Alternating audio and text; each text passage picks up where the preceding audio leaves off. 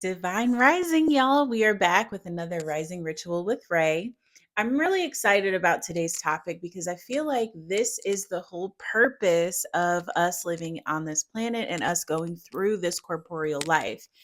We are talking about managing your emotions. What a huge topic. Someone on Facebook recently asked me about emotional intelligence and how to manage your emotions. So let's dive deep into that today. So before we begin, I just wanted to welcome you. Rising Ritual with Ray is a segment basically to get you on the right energetic path for your day. A lot of times we wake up and like anything could go wrong. Like it could be something crazy happened on your phone, something happened in the news, or family member, friends stubbed your toe, woke up late, traffic, spilled coffee. Any of these things can go wrong in the rising, but it is up to us to take control over our the energy that our day is going to flow with. So, I just wanted to give you a little juice, give you a little mindset, give you a little momentum to bring into your beautiful day. So, yes, let us dive into today's topic. Emotional intelligence. Hey, Demita, welcome. Thank you for the love. Emotional intelligence is so important. And the reason I say that is because, we are spiritual beings having a human experience.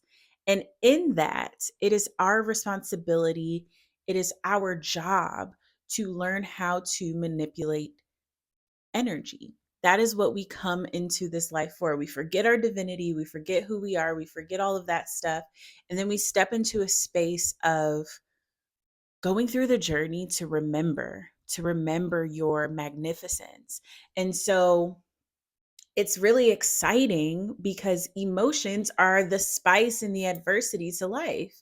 You experience emotions for a couple of reasons. The first reason is to let you know when you are in alignment.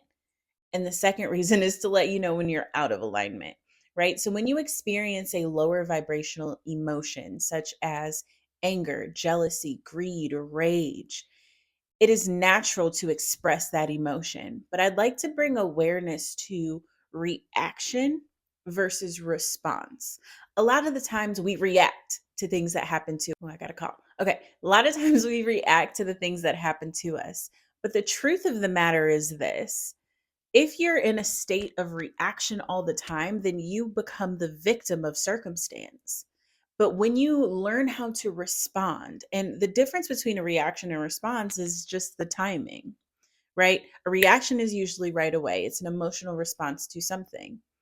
A response is just when you take time to think it over, when you take time to absorb what just happened, what's going on, before you actually have any type of action that follows a certain stimulus. Okay, so a response usually takes a little bit of cognitive function. All right, so if you are in a space of reaction, you allow your circumstance to dictate the outcome. If you're in a space of response, you allow your response to dictate the outcome. So at the end of the day, we always have to have the outcome in mind. So if you're experiencing something, let's say, for example, you're in a relationship, and this is just out the blue, right? You're in a relationship, your partner decides to step out of the relationship on you with somebody else. Okay. You have two options. You can react, you can blow up, you can whatever, or you can realize and ask yourself a couple of different questions. One, is this the type of person that I would like to be with? Someone who is dishonest, right? Number two, is this a reflection of me or a reflection of them? 9 times out of 10, it's not really you, it's them. Or the lack of communication between you two, because usually when someone steps out of the relationship, it is because certain needs are not being met. So if you're unable to communicate with your significant other, then that could be a major reason to why things aren't flowing the way you'd like them to. And this is applicable in business, in life, in your job, in relationships, in friendships, in family, right? This is applicable because people do things not necessarily specifically against you, but for their own benefit. And oftentimes, like, you get hurt because you have emotions. And they say, like, don't expect things from people because they'll disappoint you. And I don't like to operate with that type of pessimism or negative mentality. But at the same time, setting expectations for others is a way to set yourself up for disappointment. Instead of setting expectations, how about we set clear communication, right? Let's be clear on what we are looking for in this relationship, in this friendship, as your role as my mother, as your role as my daughter, or whatever the situation may be. And when there is clarity, there is less room for disappointment. But when those situations arise, how do you respond is the question. So you have to always have the outcome in mind. And as you're learning how to utilize your emotions, what's happening, and let me be clear, it is totally safe and understandable to express your emotions at any given point in time. By no means am I telling you to bottle it up or to hold it in. Absolutely express your emotions. If you are angry or disappointed or frustrated with someone, take a minute to really internalize how you're feeling, what you're feeling, and how to communicate to that person who has brought that feeling upon you. I'm not going to say made you feel that way because nobody can make you anything. It is all your perception. Nothing has meaning except for the meaning you give it. And I'm going to repeat that. Nothing has meaning except for the meaning you give it. Things happen in life, and oftentimes we perceive them to be specifically against me, like you did this to hurt me. And a lot of times people aren't doing things to hurt you, they're doing things in their own self interest, right? And hurting you is kind of a byproduct. And unfortunately, like, we have to experience that as humans because we come here to learn how to manipulate energy. Emotions are energy in motion, right? When you get angry, you almost feel that anger building up, like from the root chakra all the way up, and then until you get this lump in your throat and you're ready to, like, your head is ready to explode. At least that is how it works for me. I literally feel the emotions starting from the bottom of my gut and moving up, right? Their energy in motion. And if you keep it inside, it builds stress, which gets stored in your tissues. It builds and that leads to dis-ease, which will lead to terminal and chronic illness. Like, so we have to let it out. It's important to let it out. But at the same time, let's do so in a conducive way, in a way that will bring forth the outcome, because how you respond is everything.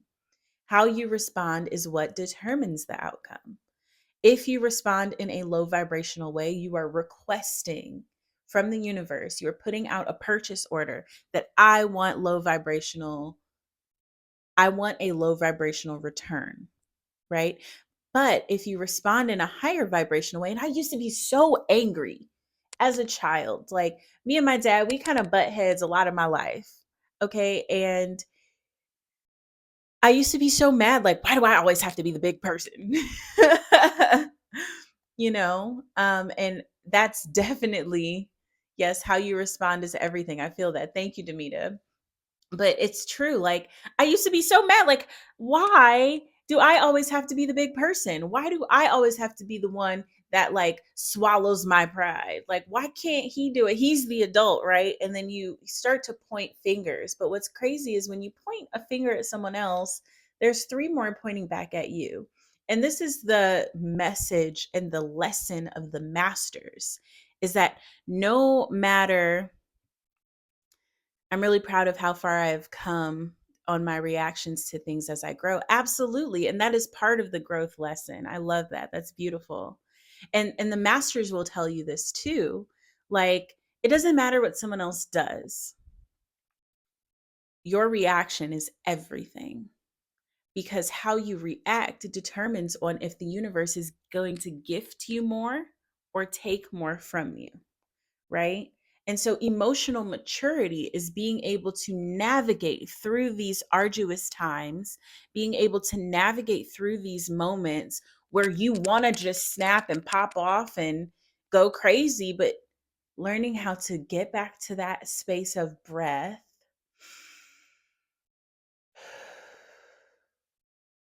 breathe, breathe, allow that energy to settle, right? Energy in motion. And when you change one emotion to another emotion, that is alchemy. What is your breath? Your breath is alchemy. When you inhale oxygen, you exhale carbon dioxide. You are alchemizing the breath within your body. You are transmuting that from one state to another state, right? From or one compound to another compound. So you can do the same thing with your emotions. Start with breath. So here's a quick 3-step process on how to regain control of your emotions in a situation where you're ready to pop off. All you got to do, step 1, breathe. Just take a deep breath in, full belly breath. And exhale the stress, exhale that frustration, exhale the anger, exhale all of that out. And then think about your outcome. Okay, how could this turn out in a way that benefits me? Right? And oftentimes, when negative information or negative challenges or whatever um, what's the word I'm looking for? Adversity. Whenever adversity arrives in your life, realize that oftentimes it is getting something out of the way for the universe to deliver your manifestation. So I had a client recently talk about, oh, I just separated from my husband and I moved out the house. She was an old client. We had sessions about 2 or 3 months ago, and I remember at the beginning, before we started our sessions, one of the first things she said is that she wanted out of her marriage and she wanted to move into a new home. She wanted a new home. And so, in that, it might feel emotional during the time, but deep down, your unconscious mind is delivering what you're manifesting. It might feel messy, it might feel chaotic, but sometimes you got to burn that forest down for it to fertilize the soil for new growth, right? So that's what's happening. Sometimes you just got to set fire to that whole thing and start fresh, and that's kind of what she's going through in this moment. And that's okay, because this is the delivery. You can't be mad that the manifestation is delivered in newspaper wrapping. It is a present. It is, and that's why they call it the present, because this present moment is a gift. It is gifting you the next step, the next level for your manifestation. So when you get stuck in the moment, remember the outcome. So the first one, take a breath. Number 2, remember your outcome. Remember what you're doing this for, right? And then number 3, breathe, remember the outcome, and then step into the emotion of what that outcome is. Remember, energy in motion. When you build momentum towards something, you don't have to do much work. The momentum just carries you the rest of the way, right? It's just like putting your foot on the gas and like gauging up, up until you hit 65. And then once you take your foot off the gas, you kind of coast for a little minute, right? Before you need a little more gas. It's the same thing, momentum. So step into a space of what it emotionally feels like to be in that state of the outcome. What does it feel like to achieve that outcome, to be at the finish line? You're crossing the finish line right now. What does that feel like? And embody that emotion. And what it's going to do, it's going to transmute that anger, that rage, that depression, that anxiety. It's going to transmute that into joy, gratitude, excitement, right? And when you do that, then you get to respond.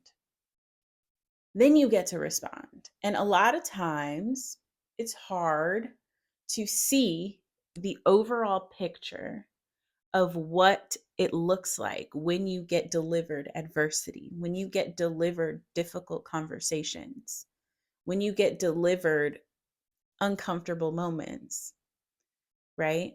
It's hard to see the full picture, the grand scheme, but just remember, you know what your outcome is, and the universe is conspiring in your favor to deliver that outcome to you.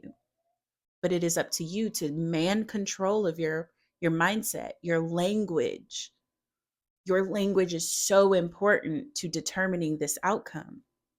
But if you get stuck in a reactionary state, then you're not going to bring forth that outcome. You're going to bring forth a convoluted message to the universe, and then that outcome gets delayed and delayed and delayed over time because you're going back and forth emotionally and mentally and verbally. So the 3 steps is this: 1, breathe.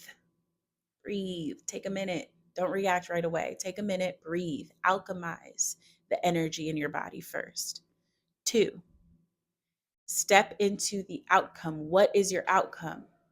3, embrace and feel and live in the moment. Feel the emotions of what it is like to achieve that outcome. And it will transmute that anger, that depression, that anxiety, that feeling of overwhelm, and bring you to a space of gratitude and love and appreciation. Okay, that's all I got for y'all today. Thank you, thank you, thank you. And make sure you join us for the Integrator Summit on February 18th. It's about to be lit, lit, lit, lit, lit. Okay, February 18th, the Integrator Summit. Go to theintegratorsummit.com. The tickets are free. We have amazing speakers, some of the top leaders in the consciousness community, and we are integrating the community as well. There's too much separation, whether if it's between age, culture, or what have you. It's time for us to integrate and unity, unify. Okay. All right. I love y'all. Go to theintegratorsummit.com and get your free ticket to the Integrator Summit on February 18th. And I will be back with Rising Rituals with Ray on Monday. Y'all have a beautiful, magical, manifesting day, and the same to your weekend. See you Monday.